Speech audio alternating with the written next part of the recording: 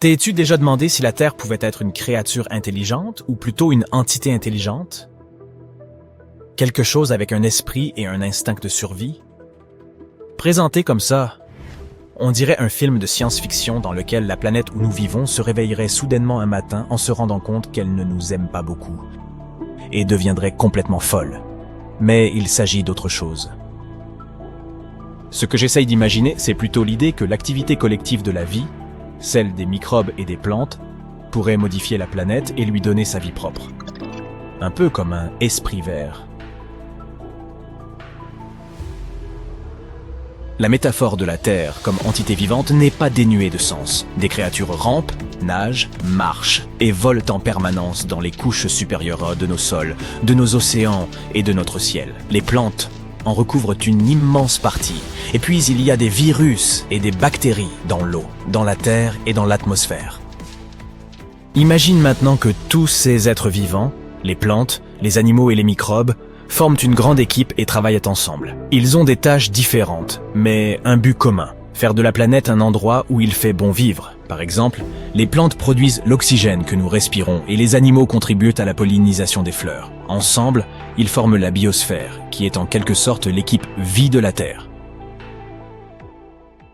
C'est là qu'intervient l'idée d'une intelligence planétaire.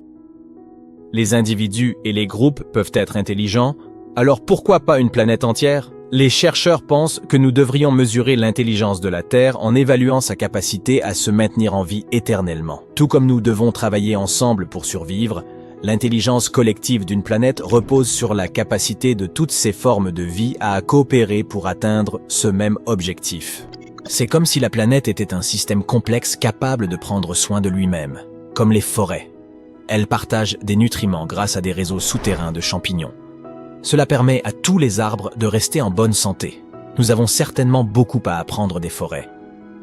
Si nous devions sauter dans un univers fantastique à la recherche de planètes intelligentes et conscientes, nous choisirions sans doute Mogo de Green Lantern. Il s'agit d'une entité qui peut par exemple changer son climat et modifier sa gravité, la croissance de ces plantes et d'autres choses du même genre. Et que dire de l'étonnante Pandora d'Avatar? Te souviens-tu des fascinantes scènes où l'on voit ces espèces d'organes qui ressemblent à des tentacules? Ils permettent aux créatures de communiquer entre elles à un niveau neuronal.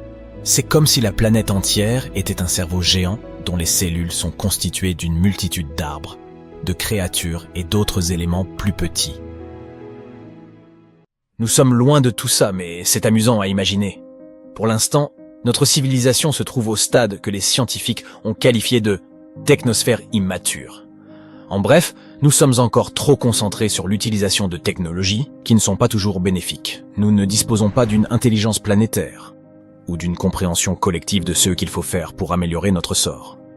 Au lieu de cela, nous agissons chacun pour soi. Nous n'en sommes pas au pire des stades, bien sûr. Des chercheurs ont défini 4 stades distincts pour expliquer comment une intelligence planétaire pourrait avoir un impact sur notre avenir à long terme. Le premier stade est ce que nous appelons la biosphère immature. C'est l'époque où la vie a commencé sur Terre. Il y a des milliards d'années. Il n'y avait que des microbes et aucune végétation. Il n'y avait pas de rétroaction globale. Ce qui signifie que ces microbes ne pouvaient pas encore affecter la Terre et son atmosphère de quelque manière que ce soit. Le deuxième stade est celui de la biosphère mature. Il y a 2,5 milliards à 540 millions d'années. C'est le moment où les continents se sont stabilisés et où la biosphère a commencé à exercer une forte influence sur la Terre. Le troisième stade, connu sous le nom de technosphère immature, est celui où nous nous trouvons actuellement, avec des systèmes interconnectés de communication, de transport, d'électricité et d'informatique qui puisent leurs ressources dans les systèmes terrestres et affectent la biosphère. Le quatrième stade, la technosphère mature, est celui vers lequel la Terre devrait tendre à l'avenir. À ce moment, la technologie profitera à l'ensemble de la planète. Nous utiliserons des formes d'énergie durables. L'intelligence planétaire est le signe d'une planète mûre, et les chercheurs tentent de comprendre comment nous pouvons nous en rapprocher. Ce que nous faisons au niveau individuel a donc de l'importance. L'activité collective de la vie, comme celle des microbes ou des plantes, peut changer une planète et en faire plus qu'un simple rocher sans vie flottant dans l'espace. Grâce à la biosphère, notre planète a découvert comment développer la vie de manière autonome il y a des milliards d'années. Et ça continue. Il nous faut maintenant trouver le moyen de mettre en place un système similaire, mais cette fois-ci avec la technosphère. Il est difficile d'imaginer que les planètes puissent devenir sensibles, comme Pandora ou un autre monde imaginaire. Il y a plusieurs raisons à cela. Tout d'abord, les planètes se forment grâce à l'action commune de matériaux tels que les roches, les gaz et les liquides autour d'une nouvelle étoile. C'est comme lors d'une grande réunion de famille, où chacun apporte un ingrédient différent pour préparer un plat délicieux. Et tout comme ces ingrédients ne se transformeront pas soudainement en des êtres vivants, les matériaux d'une planète ne peuvent pas devenir des créatures conscientes par elles-mêmes. Sur Terre, après des milliards d'années de réactions chimiques complexes, des molécules ont commencé à se reproduire et à transporter des informations. Voilà comment la vie est apparue. Et la Terre est le seul exemple que nous connaissions. Voici la deuxième raison. Imagine que tu aies un grand jardin dans lequel tu plantes beaucoup de champignons et de bactéries en espérant qu'ils deviendront intelligents et t'aideront à prendre soin de tes terres. Mais les champignons et les bactéries n'ont pas de cerveau. Et ce n'est pas comme s'ils en avaient besoin. Pour les animaux, avoir un gros cerveau n'est pas simple. Il faut beaucoup d'énergie pour le faire fonctionner. Les animaux ne deviennent donc intelligents que s'ils ont besoin de l'être pour survivre et s'épanouir dans leur environnement. Les chiens et les chats sont assez intelligents parce qu'ils doivent éviter les dangers et trouver de la nourriture. Ils n'ont pas besoin de l'intelligence humaine qui construit des maisons, crée des œuvres d'art ou invente de nouvelles technologies. Il serait donc bien difficile d'amener tous les êtres et toutes les plantes au même niveau d'intelligence. La troisième raison pour laquelle il serait difficile pour une planète de devenir intelligente est la règle fondamentale du règne animal, la survie du plus fort. Toutes les créatures rivalisent pour l'accès à l'eau, à la nourriture et à l'espace. Non seulement les différentes espèces sont en concurrence les unes avec les autres, mais les individus d'une même espèce se battent également sans arrêt. Songe par exemple aux crabes violonistes qui se battent sur la plage, ou aux loups qui se disputent leur proie, ou encore à moi, lorsque je vois une place libre sur une plage bondée. Ce type de comportement ne nous conduira jamais à la coopération globale. Il y a quelques exceptions à cette règle. Par exemple, les fourmis. Elles ne sont peut-être pas les créatures les plus futées de la planète. Mais lorsqu'elles forment une colonie, elles peuvent accomplir des choses incroyables. Récolter de la nourriture bien plus grosse qu'elles, construire des fourmilières, élever des petits, et même pratiquer l'agriculture. En fait, elles agissent comme un super-organisme, toutes les fourmis travaillant ensemble à la réalisation d'un objectif commun. Les abeilles et les fourmis sont très altruistes et collaborent afin que leurs reines puissent se reproduire. Si une grande colonie de fourmis prenait le contrôle de notre monde, elle agirait comme un seul esprit et travaillerait dans son propre intérêt et dans celui de la planète, jusqu'à ce que celle-ci soit à court de ressources. Mais en réalité, il est difficile d'imaginer qu'un organisme, même un super-organisme, puisse atteindre un tel degré de conscience de soi. Cinquième raison. Comment communiquer? Entre eux, les insectes utilisent leurs phéromones et les humains leurs nerfs. Ces deux méthodes fonctionnent bien à une échelle réduite. Mais s'il s'agissait de faire communiquer une entité gigantesque de la taille d'une planète, je doute que ce soit rapide ou efficace. La communication au sein d'une entité comme celle-ci serait beaucoup plus lente que ceux que nous connaissons, avec nos ordinateurs et nos smartphones. Enfin, continuons à rêver de Pandora. T'es-tu déjà demandé ce que cela donnerait si toutes les planètes de notre système solaire avaient la même taille que la Terre? Il est temps de nous plonger dans ce scénario époustouflant. Imaginons ce à quoi ressemblerait chaque planète si elle était aussi grande que notre chère planète bleue. Le paysage rouge et stérile de Mars deviendrait-il soudain une oasis verdoyante? La géante gazeuse Jupiter disparaîtrait-elle tout simplement? Et quel en serait l'impact sur notre système solaire dans son ensemble? Serions-nous tous condamnés? Attachez vos ceintures et voyons ce qu'il en est. La première planète sur notre liste est Mercure. C'est la plus petite planète de notre système solaire. Oublie maintenant la petite Mercure qui est comparable à une simple lune. Imagine-toi plutôt à la surface d'un brasier perpétuellement incandescent. Il y a plein de cratères et de volcans actifs autour de toi. Et juste en face, un énorme soleil aveuglant. Quel cauchemar! Mais décortiquons ces changements. Si la taille de Mercure augmentait, sa masse et sa gravité augmenteraient de même. Dans ce cas, il est possible que Mercure ait davantage d'atmosphère. Les températures sur Mercure sont extrêmes, non seulement parce qu'elle est très proche du Soleil, mais aussi à cause de son atmosphère très fine. Ainsi, pendant la journée, les températures atteignent les 430 degrés Celsius.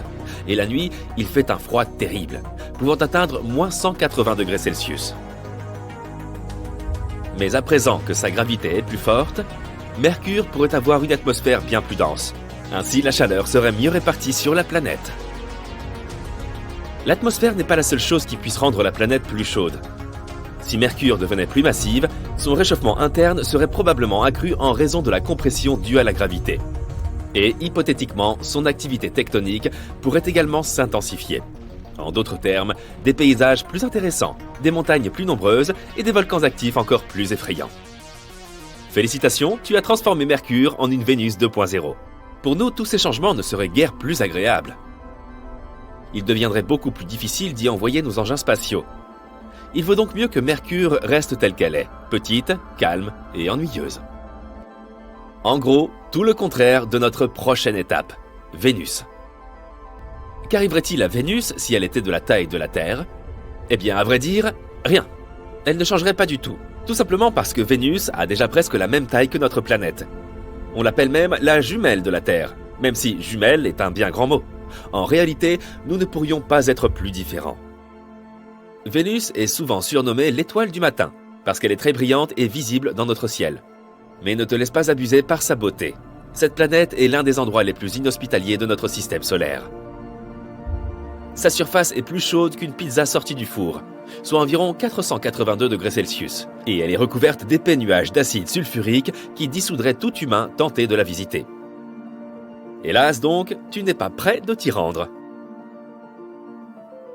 Passons maintenant à une planète qui, contrairement à Vénus, pourrait potentiellement devenir notre nouveau foyer, Mars. Imagine-toi à la surface de la planète rouge, à regarder le coucher de soleil bleu et à humer une brise rafraîchissante. Oui, tu as bien entendu, de l'air. De plus, tu pourrais être entouré de plantes et d'animaux et avoir l'impression de te trouver sur Terre. Mais comment est-ce possible? Une planète Mars plus grande aurait un champ magnétique et une gravité d'autant plus fort. L'atmosphère y serait donc plus riche et plus dense. Elle contiendrait probablement une plus grande quantité de gaz, y compris de l'oxygène. Ne serait-ce pas génial? En outre, une atmosphère plus dense pourrait répartir la chaleur sur l'ensemble de la planète. Mars pourrait alors devenir beaucoup plus chaude et bien plus confortable.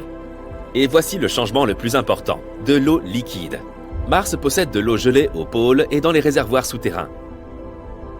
Mais avec une gravité plus forte, elle pourrait potentiellement maintenir de l'eau à l'état liquide à sa surface.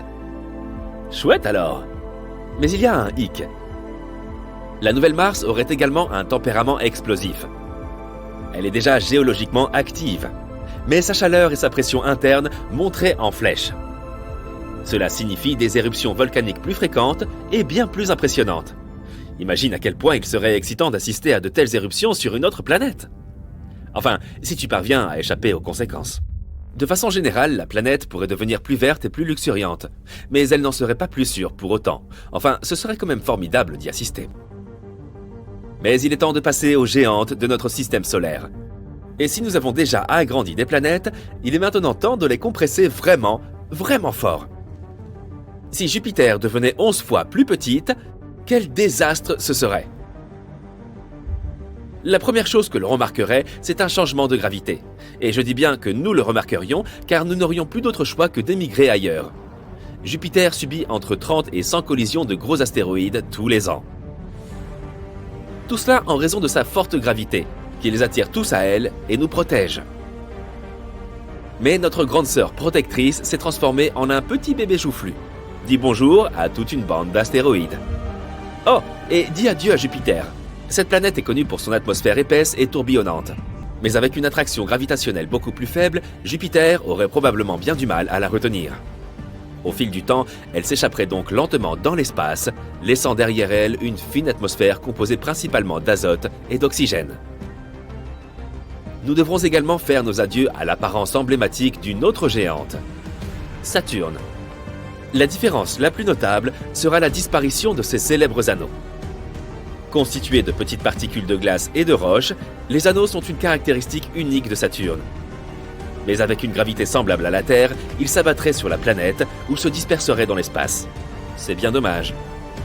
Saturne est également une géante gazeuse, tout comme Jupiter. Son atmosphère est composée essentiellement d'hydrogène et d'hélium. Mais si elle était de la taille de la Terre, ces gaz se trouveraient comprimés en raison de la gravité accrue. Cela la rendrait beaucoup plus dense. Cela signifie que la taille et la forme de Saturne changeraient. En théorie, si nous pressons fortement Saturne, elle pourrait devenir une naine brune. Il s'agit d'un type d'étoile manquée, qui n'a pas la masse nécessaire pour entretenir une fusion nucléaire, mais qui émet de la chaleur et de la lumière. Saturne pourrait donc cesser d'être une planète. Le temps qu'il y fait changerait aussi probablement. Toutes ces tempêtes démentielles, comme la fameuse tempête hexagonale qui fait rage au pôle Nord, deviendraient plus calmes et beaucoup plus faibles. La géante suivante est Uranus. Essayons de comprimer cette pauvre planète. Tout d'abord, la gravité à la surface d'Uranus serait beaucoup plus faible qu'aujourd'hui. Son atmosphère pourrait également changer. Si Uranus était plus petite, elle pourrait présenter une atmosphère plus fine et des gaz différents. Cette planète est plutôt froide, avec une température moyenne de moins 214 degrés Celsius. Mais si elle avait la taille de la Terre, elle pourrait se réchauffer un peu, en raison d'un rapport de volume réduit en comparaison de sa surface. Mais ne te réjouis pas trop vite, il y ferait encore bien plus froid que dans les endroits les plus glacés de notre planète. Comme tu peux le constater, les géantes gazeuses n'endurent pas facilement un tel rétrécissement, sauf peut-être l'une d'entre elles. Étonnamment, la petite Neptune deviendrait beaucoup plus sympathique. Tout d'abord, il s'agirait probablement d'une planète rocheuse, dotée d'une minuscule atmosphère. Fini la géante gazeuse, place à une planète où il est plus facile de vivre et de se déplacer, pour les animaux comme pour les humains. Et en parlant de se déplacer, en raison de sa petite taille, la gravité sur cette nouvelle Neptune serait presque la même que celle de la Terre, ce qui faciliterait grandement la marche et le saut. Plus besoin de flotter dans l'espace. L'atmosphère de la Neptune originelle est si épaisse qu'on peut à peine y distinguer sa main devant son visage. Et la pression de surface y est environ 100 fois supérieure à celle de l'atmosphère terrestre. Mais notre nouvelle Neptune serait très différente, avec une atmosphère beaucoup plus fine et bien moins dense. Elle contiendrait encore du méthane, de l'eau et de l'ammoniac, mais beaucoup moins qu'avant. Enfin, la température. La Neptune actuelle est glaciale, avec une température moyenne d'environ moins 223 degrés Celsius. Mais si elle avait la même taille que la Terre, elle serait probablement beaucoup plus chaude, tout comme Uranus. Ah, voilà qui est mieux. Quelle planète ce serait pour nous? Et voilà pour les changements planétaires. Mais qu'arriverait-il à l'ensemble du système solaire si nous rendions toutes les planètes aussi petites? Il est difficile de le prédire, mais il semble clair que leur gravité et leurs orbites pourraient changer considérablement. Il est peu probable que l'une d'entre elles s'envole au loin dans l'espace ou s'écrase contre sa voisine, ou un truc du genre. Mais beaucoup de leurs orbites deviendraient probablement très instables. Et le nombre de collisions avec des astéroïdes augmenterait considérablement. Bien sûr, tout ceci n'est que pure spéculation. Ce n'est pas comme si nous pouvions vraiment expérimenter tout cela. Mais c'est tout de même un exercice de pensée très intéressant. Et cela permet de se rendre compte à quel point notre système solaire est unique et spécial. Tu es au beau milieu de l'océan. Il est infini, mais tu ne peux pas le voir parce qu'il y a un épais brouillard tout autour de toi. Des nuages denses cachent un soleil énorme mais terne. Est-ce le jour ou la nuit? Tu ne sais pas. Tout n'est que brume grise autour de toi. Tu es seul. Même si tu essayes de plonger, au bout de plusieurs heures, tu ne verras toujours pas le fond de l'océan. Car tu es sur une planète aquatique. Ça a l'air assez étrange, mais ces mondes d'eau sont plus intéressants qu'il n'y paraît. Alors, jetons-y un coup d'œil. Une planète océan est une planète qui se compose, comme tu l'as sans doute deviné, principalement d'eau, de glace et peut-être de quelques roches. Pense aux océans de la Terre, leur sombre profondeur, la fosse des Mariannes, les créatures mystérieuses. Et maintenant, peux-tu deviner combien d'espace occupe toute l'eau sur Terre par rapport au volume total de notre planète? Seulement 0,025%. Maintenant, essaye d'imaginer un monde composé de 40 à 60% d'eau. Si tu y plonges, la profondeur peut dépasser les 100 km. Comparé à cela, la profondeur de 10 km de notre fosse des Mariannes n'a pas l'air si impressionnante. La pression y sera énorme. Elle peut atteindre jusqu'à 20 000 fois celle de l'atmosphère terrestre. Cela peut sembler effrayant, mais ce serait quand même génial d'en savoir un peu plus sur ces planètes. planètes. Heureusement, d'après les calculs des scientifiques, il pourrait y avoir beaucoup de planètes de ce type rien que dans notre galaxie. Pas besoin d'aller bien loin. Tu peux trouver ces mondes d'eau à l'intérieur même de notre système solaire. Ce ne seront pas des planètes, bien sûr, mais des lunes. Jupiter a Ganymède et Callisto, et Saturne a Titan et Encelade. L'océan peut atteindre jusqu'à 30% de la masse de ces lunes. On ne sait pas encore si ces océans sont recouverts d'une épaisse croûte de glace. Mais on a découvert un bon nombre de planètes océans à part entière. Cela s'explique par le fait que les conditions dans lesquelles ces planètes peuvent exister sont très spécifiques.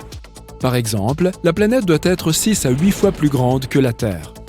Si elle est plus petite, elle aura une surface rocheuse, et si elle est plus grosse, elle se transformera en géante gazeuse. En même temps, elle doit se trouver dans la zone habitable de son étoile. Un peu plus loin, et la planète se transforme immédiatement en une géante glacée ou en une super Terre froide. Bref, ces planètes sont très exigeantes. On a commencé à les explorer dans les années 1970. Mais depuis, on n'en a trouvé que quelques-unes. Quoi qu'il en soit, elles sont toujours très intéressantes. La première est Gliese 1214b. C'est la toute première planète océan que nous avons découverte. Au départ, les scientifiques n'ont remarqué qu'un petit point lumineux. Ce point s'est avéré être l'étoile naine rouge Gliese 1214. Une étoile tout à fait ordinaire, 5 fois plus petite que notre Soleil et 300 fois plus terne. Les scientifiques l'ignoraient plus ou moins, mais en 2019, ils ont remarqué que cette étoile possédait une seule planète. Et cette planète s'est avérée être assez étrange. Cette super-Terre est 2,5 fois plus grande que notre Terre et 6,5 fois plus lourde. Mais en même temps, elle a une très faible densité et à peu près la même gravité que notre planète. En d'autres termes, il n'y a presque pas de roches et de métaux sur cette planète. Mais ce n'est pas non plus une géante gazeuse. Il ne reste donc qu'une seule option. Elle est recouverte d'eau et de glace. Et c'est ainsi qu'on a découvert la première planète océanique. En fait, on suppose seulement qu'elle est composée d'eau. C'est en tout cas ce que disent les calculs mathématiques. En réalité, cette planète est assez déroutante. Elle est difficile à explorer et, jusqu'à présent, les scientifiques n'ont rien pu y trouver. Pas d'hydrogène, pas d'hélium, pas d'eau. C'est parce que la couche extérieure de l'atmosphère de cette planète est très dense et qu'elle cache parfaitement sa composition. Malgré tout, c'est probablement un monde d'eau. Gliese 1214b est très proche de son étoile, à seulement 0,014 unités astronomiques de distance, ce qui est moins que la distance entre la Lune et nous. L'année y dure environ 36 heures, et les températures y sont tout simplement brûlantes. Les scientifiques suggèrent que la température moyenne là-bas peut atteindre 250 à 535 degrés Fahrenheit. Tu te souviens de notre description initiale d'une planète océan ? En réalité, passer du temps sur Gliese 1214b serait un peu différent. Ce serait plutôt comme nager dans une chaudière à vapeur.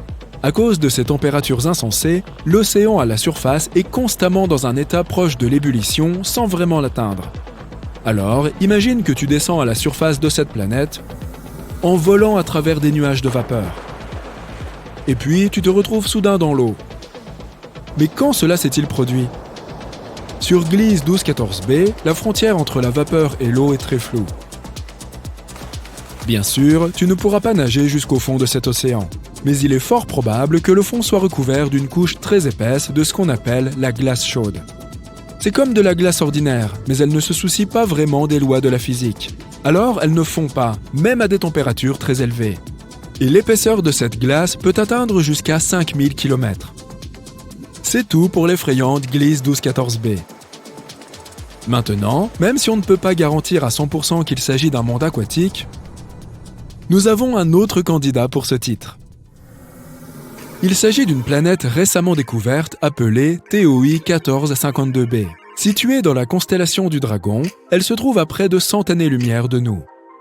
Elle a été découverte à l'aide du télescope TESS par un groupe de chercheurs de l'Université de Montréal. Cette planète appartient également à la classe des super-Terres. Elle est 7 fois plus grande que notre planète, mais 48 fois plus lourde, avec toutefois une densité très faible. Pour cette raison, les scientifiques ont suggéré que la quasi-totalité de la planète est constituée d'un océan géant. Ici, on a un peu plus de chance. Ce monde ne sera pas seulement une flaque géante et de la glace épaisse. Sur cette planète, il y a probablement une surface rocheuse profondément enfouie sous l'eau, comme dans un océan typique. Mais ne t'emballe pas trop, cet océan sera certainement très différent de ce à quoi nous sommes habitués. TOI 1452b est aussi en orbite autour d'une petite naine rouge. Et pas seulement une, mais deux à la fois. Et si la planète précédente était proche de son Soleil, celle-ci, au contraire, en est très éloignée. Elle est 2,5 fois plus éloignée de ses étoiles que Pluton ne l'est du Soleil. Et elle se déplace à grande vitesse. Une année y dure seulement 11 jours. On ne sait pas encore grand-chose sur cette planète. On obtiendra probablement de nouvelles informations lorsque les scientifiques l'auront observée avec le télescope James Webb. Et maintenant, la question qui te brûle les lèvres. La vie peut-elle exister sur ce genre de planète ? C'est une question délicate. On sait tous que l'eau est synonyme de vie. D'autant plus que ces planètes se trouvent dans les zones habitables de leurs étoiles. Donc, potentiellement, oui, il peut y avoir de la vie. Pas des civilisations à part entière, bien sûr, mais pourquoi pas des bactéries, des poissons et quelques monstres géants et effrayants. En fait, c'est très peu probable. L'eau seule ne suffit pas à créer la vie, même si elle est très importante. Il doit aussi y avoir des micro-éléments et des minéraux. Et malheureusement, pour la plupart des planètes d'eau, elles ne sont constituées que d'eau et de glace très épaisse, mais pas de minéraux. Mais tout espoir n'est pas perdu. Il ne faut pas oublier les météorites et les comètes qui peuvent apporter les minéraux nécessaires à la planète. Plus elles s'y écrasent souvent, plus la probabilité est grande qu'elles apportent quelque chose comme ça dans l'océan et donc qu'elles créent la vie. Deuxièmement, TOI 1452b possède réellement ces minéraux.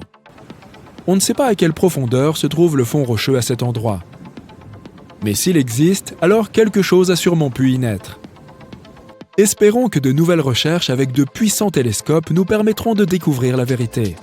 Et qui sait, peut-être qu'un jour nous pourrons nous-mêmes visiter une telle planète. Tu te trouves à bord d'un vaisseau qui traverse l'espace à une vitesse de 290 000 km par seconde, soit quasiment la vitesse de la lumière. Mets-toi à l'aise car le voyage va être long. Il durera un peu plus de 90 ans. Il est préférable d'utiliser une capsule cryogénique pour ne pas s'ennuyer. En bref, tu dois voler pendant près d'un siècle à la vitesse de la lumière pour atteindre une mystérieuse exoplanète que les scientifiques ont récemment découverte. Ils ont trouvé de nombreuses planètes ces dernières années, mais celle-ci peut aider à la recherche de vie extraterrestre. La planète ressemble à une boule bleu foncé et porte un nom technique complexe composé de lettres et de chiffres. Elle a la taille de Neptune et orbite autour d'une petite étoile de classe M, ou en termes simples, autour d'une naine rouge. La planète est 8 fois plus proche de son étoile que la Terre ne l'est du Soleil, mais cela ne signifie pas que des couches ardentes de magma en recouvrent la surface. La température sur cette exoplanète est plutôt basse et similaire à celle de la Terre. C'est parce que la naine rouge n'est pas aussi chaude que notre Soleil.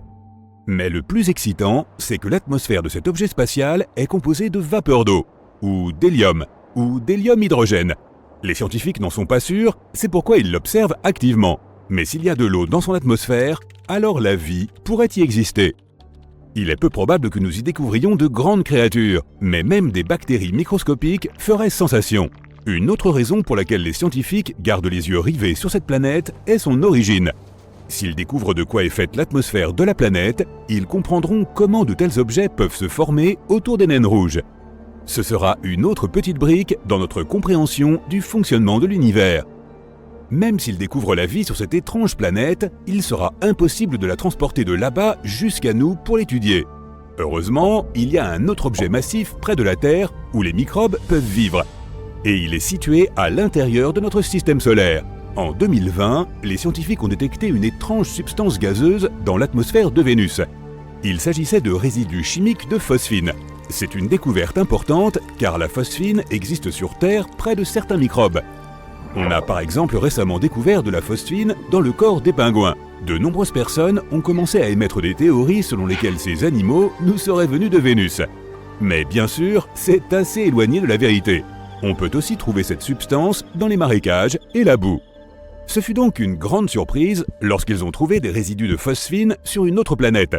Étrange car la vie à la surface de Vénus ne peut très probablement pas exister. La température et la pression sur cette planète sont tout simplement trop élevées. Pourtant, haut dans le ciel de Vénus, les conditions ne sont pas si terribles. Peut-être que certains microbes y vivent, Mais les scientifiques savent aussi que des volcans y entrent souvent en éruption. Une trace chimique de phosphine peut apparaître à la suite de ces éruptions. Si c'est la véritable raison de l'apparition de cette phosphine, ils ne trouveront probablement aucune trace de vie. Toutefois, ils dépensent beaucoup d'argent à l'étude de cette planète. Mais revenons à l'espace profond. Au cours des 20 dernières années, les scientifiques ont découvert une quantité d'exoplanètes, à la fois loin et pas très loin de nous. Certaines d'entre elles orbitent autour de naines ou de grosses étoiles, mais d'autres sont entièrement seules. Elles n'appartiennent à l'orbite d'aucune étoile. Elles sont abandonnées là, dans l'espace vide et froid. Un autre élément intrigant est que les scientifiques n'ont pas encore trouvé de système planétaire similaire à notre système solaire. Toutes les exoplanètes lointaines sont situées à des distances différentes de leur étoile. Leur taille et leur masse ne sont pas semblables à celles de nos planètes. Nous les appelons exoplanètes car elles se trouvent au-delà de notre système solaire. Les super-terres sont un autre type d'objets spatiaux fascinants. Si une planète pèse de 2 à 10 masses terrestres, est 2 fois plus grosse et reçoit de l'énergie d'une étoile, on la qualifie de super-terre, sans plus de similitude avec notre maison. Une super-terre peut être composée de gaz, de roches, d'eau, de glace, de feu, d'acide, de verre ou de diamants. Les scientifiques n'ont pas encore trouvé de super-terre possédant des conditions idéales pour les humains. Non pas parce que toutes les planètes sont hostiles à la vie, mais parce que notre corps a évolué et s'est adapté à la Terre spécifiquement. Nous ne savons pas grand-chose des super-terres. Elles contiennent une quantité colossale d'énergie à cause de leur énorme masse. Et cette énergie est libérée. Par conséquent, des éruptions volcaniques et des tremblements de terre se produisent fréquemment sur nombre de ces planètes. Des orages s'y produisent aussi presque tous les jours. Et d'ailleurs, une journée là-bas excède plusieurs fois la durée de notre journée de 24 heures. Imaginons que tu sois à nouveau dans le vaisseau spatial, en route vers une super-terre. La voilà, massive, orange, majestueuse. Tu enfiles une combinaison spatiale, tu montes dans une capsule et tu changes d'avis. La planète entière ressemble à une boule ardente en ébullition. S'il y a de la vie, ce doit être des créatures invulnérables. Or, tu ne l'es pas vraiment. Alors tu poursuis ton chemin pour chercher une autre super-terre.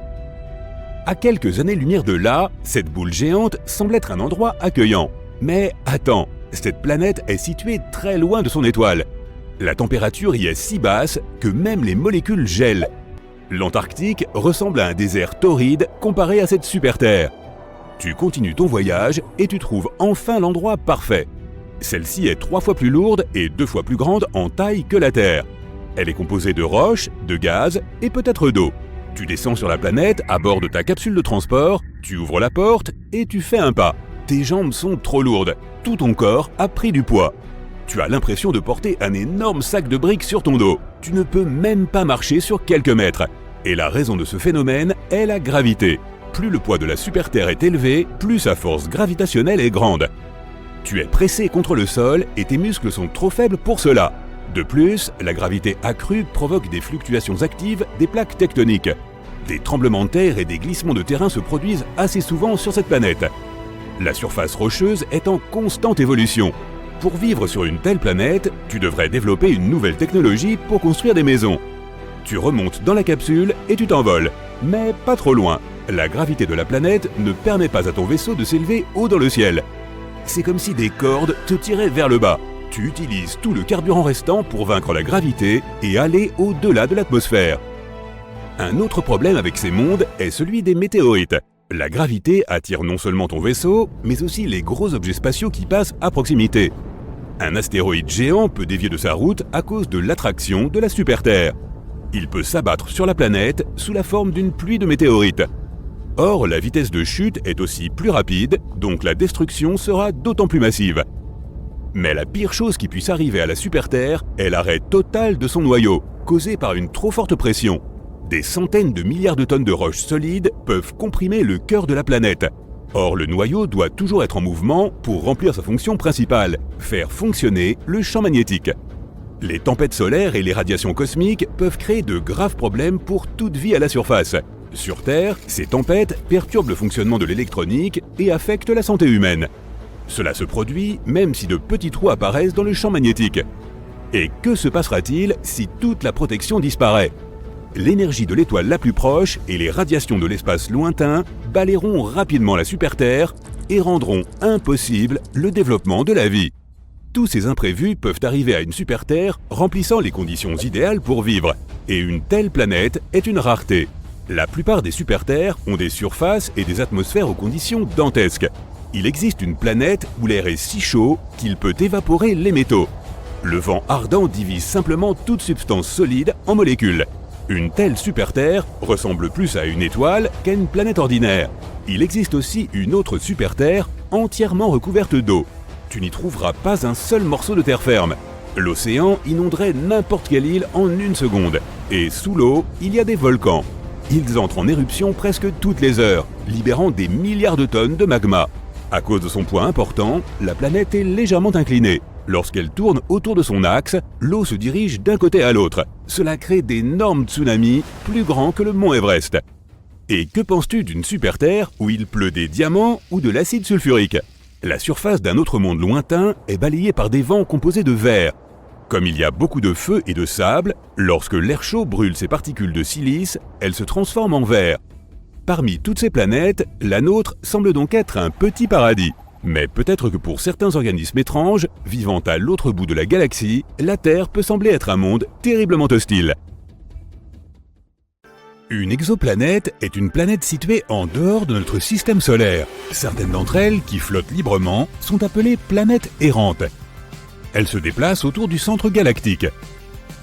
D'autres orbitent autour d'une étoile haute, ou de deux. C'est dans les années 1990 que les astronomes ont découvert des exoplanètes pour la première fois. Depuis, ils en ont trouvé des milliers. Et maintenant, tu peux aussi y jeter un coup d'œil. Attention, spoiler, certaines exoplanètes sont plutôt bizarres, tandis que d'autres ressemblent à notre planète natale et pourraient probablement accueillir la vie. L'exoplanète la plus proche de la Terre est Proxima Centauri b. Elle se trouve à seulement 4,2 années-lumière de la Terre. Les astronomes ont récemment découvert que ce monde pourrait être encore plus semblable à la Terre qu'ils ne le pensaient auparavant. Elle n'est que 17% plus massive que notre planète. Elle tourne autour d'une étoile qui est moins lumineuse et moins massive que le Soleil. Proxima Centauri b se trouve au milieu de la zone habitable de l'étoile. Cela signifie qu'il y a des chances que de l'eau liquide, et donc de la vie, puisse exister sur la planète. Il semble que l'exoplanète soit en rotation synchrone avec son étoile mère. Cela signifie qu'un de ses côtés fait face à l'étoile en permanence, tandis que l'autre est toujours dans l'obscurité. Les scientifiques n'ont pas encore déterminé si la planète avait une atmosphère. Elle voyage trop près de son étoile et complète une orbite en 11 jours terrestres. Les radiations de l'étoile pourraient arracher l'air de la planète. Si c'est le cas, il est peu probable que Proxima Centauri b ait de l'eau liquide à sa surface. Gliese 832c se trouve à 16 années-lumière de la Terre. Dans l'échelle cosmique de l'univers, c'est à un jet de pierre. Cette exoplanète est 5 fois plus massive que la Terre et voyage beaucoup plus près de son étoile mère. C'est pourquoi une année sur cette planète ne dure que 36 jours. Mais comme cette étoile est une naine rouge, beaucoup plus froide et moins lumineuse que le Soleil, Gliese 832c reçoit autant de lumière et de chaleur que notre planète. Toutefois, on ne sait toujours pas si Gliese 832c est similaire à la Terre. Elle a probablement une atmosphère beaucoup plus épaisse qui crée un effet de serre énorme. Ce phénomène se produit lorsqu'une planète absorbe plus de chaleur de son étoile haute qu'elle ne peut en rejeter dans l'espace. Cela signifie que Gliese 832c a plus de chances de ressembler à une Vénus brûlante qu'à une Terre relativement fraîche. Une autre planète semblable à la Terre, TOI 700d, se trouve à 100 années-lumière de nous dans la constellation de la Dorade. Elle est en orbite autour d'une petite étoile naine plutôt froide qui a environ 40% de la masse et de la taille du Soleil. La température de sa surface est 2 fois moins élevée que celle de notre étoile. La planète la plus éloignée, qui est justement TOI 700d, a presque la taille de la Terre. Elle se trouve également dans la zone habitable de son étoile mère. Aucune éruption provenant de TOI 700 n'atteint la planète, ce qui augmente les chances que l'exoplanète soit habitable. Cela signifie qu'elle peut potentiellement développer et maintenir la vie. Les scientifiques ne connaissent pas avec certitude les conditions exactes à la surface de la planète. Mais l'une des simulations informatiques qu'ils ont créées montre une planète recouverte d'un océan. Elle possède une atmosphère très dense, dominée par le dioxyde de carbone. Les astronomes pensent qu'une atmosphère similaire entourait Mars lorsqu'elle était une jeune planète. Mais un autre modèle 3D montre TOI 700D comme un monde sans nuages, entièrement terrestre. C'est ce à quoi ressemblerait probablement notre Terre si elle n'était pas recouverte d'océans. Les vents sur TOI 700D s'éloignent du côté sombre de la planète et se rencontrent dans la zone qui fait directement face à l'étoile. Il existe une exoplanète qui se distingue des autres par sa couleur magenta impressionnante. On peut trouver ce monde dans la constellation de la Vierge. La planète s'appelle Gliese 504b. La distance entre cette planète et son étoile mère est 9 fois supérieure à la distance entre le Soleil et Jupiter. La planète s'est formée relativement récemment et elle brille encore en raison de sa chaleur. C'est pourquoi sa surface est rosée. À seulement 20 années-lumière du Soleil, ce qui n'est pas une si grande distance dans l'univers, une étrange planète errante flotte à travers notre galaxie, la Voie lactée. Même si cette planète n'est en orbite autour d'aucune étoile, elle possède un champ magnétique incroyablement puissant, 4 millions de fois plus fort que celui de la Terre. L'exoplanète produit aussi d'incroyables aurores polaires. Lorsqu'elle a été découverte en 2016, les astronomes étaient presque sûrs d'avoir détecté une naine brune, ce qui est un objet trop grand pour être une planète et trop petit pour être une étoile. Mais plus tard, ils ont eu la preuve que l'objet spatial n'était pas assez grand pour être une naine brune. La planète est assurément un mammouth parmi ses pairs. Elle est 1,2 fois plus grande que la plus grande planète du système solaire, Jupiter, et plus de 12 fois plus lourde. Les astronomes pensent que ce champ magnétique exceptionnellement fort aide la planète à produire les aurores polaires. Mais le plus curieux, c'est qu'elles sont générées d'une manière différente des aurores sur Terre. Cela pourrait être dû au fait que la lune de l'exoplanète aide la planète à créer ces spectacles lumineux. Si tu voyageais à 20 000 années-lumière de la Terre, tu t'approcherais d'une naine rouge dans la constellation du Sagittaire. Ces étoiles sont très froides et petites.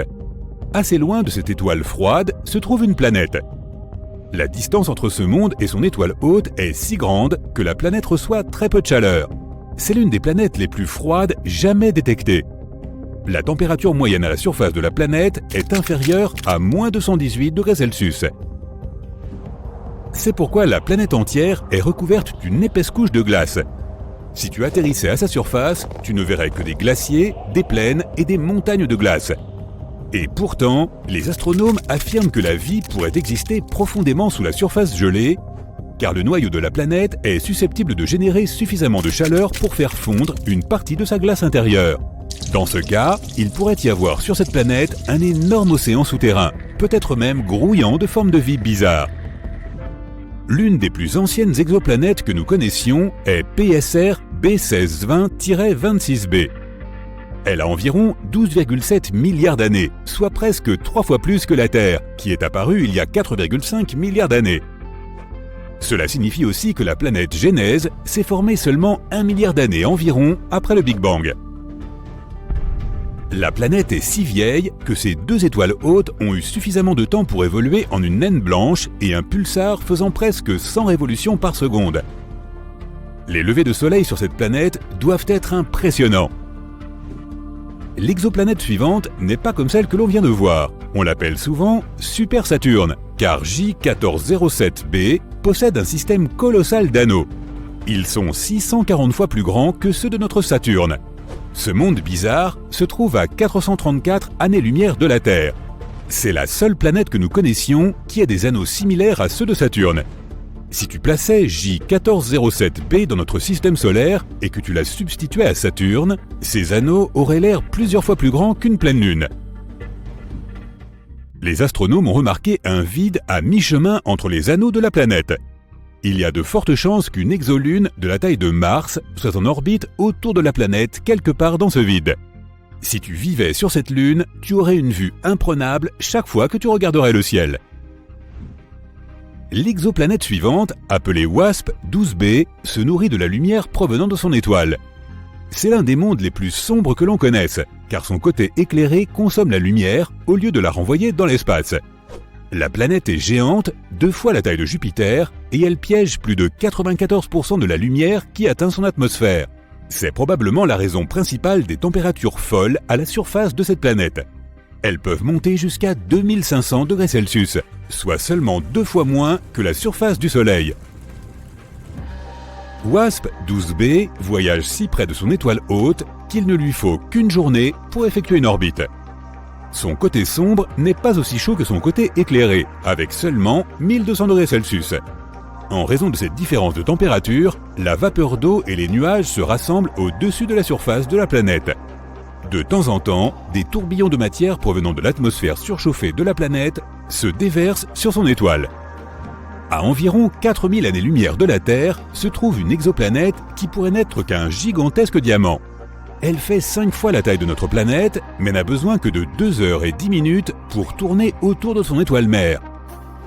C'est un pulsar qui tourne à un rythme de 10 000 rotations par minute. La planète est plus dense que toutes les autres que nous ayons découvertes jusqu'à présent. Elle se compose principalement de carbone, d'une densité si élevée que les astronomes pensent qu'il pourrait être cristallin. Si c'était vrai, cela pourrait signifier qu'au moins une partie de la planète est un diamant. Sur WASP-76b, il pleut du fer du côté sombre de la planète et la température du côté éclairé monte jusqu'à 2400 degrés Celsius, ce qui est assez chaud pour vaporiser la plupart des métaux. Cette exoplanète est un peu plus petite que Jupiter et située à 640 années-lumière de la Terre. Les conditions météorologiques si terrifiantes de ce monde sont dues à son orbite inhabituelle. La distance entre WASP-76b et son étoile mère est 10 fois plus courte que la distance entre Mercure et le Soleil. C'est pourquoi l'étoile et l'énorme planète sont en rotation synchrone. Un côté de WASP-76b fait toujours face à l'étoile, tandis que l'autre est toujours complètement dans l'obscurité. Cette exoplanète bleu vif se trouve à 62 années-lumière de la Terre. Un peu plus grande que Jupiter, elle semble calme et paisible. Sa couleur bleue pourrait faire penser à notre planète natale, mais cette apparence familière cache la nature horrifiante de la planète. Cette belle teinte provient des atomes et des particules de silicate qui composent l'atmosphère. La vitesse du vent sur la planète peut atteindre 8700 km/h, soit 7 fois la vitesse du son. Quant à la température, elle peut y monter jusqu'à 870 degrés Celsius, mais ce n'est pas le pire. Dans ce monde étrange et hostile, il pleut du verre de façon oblique. Probablement pas l'endroit où tu aimerais passer tes prochaines vacances.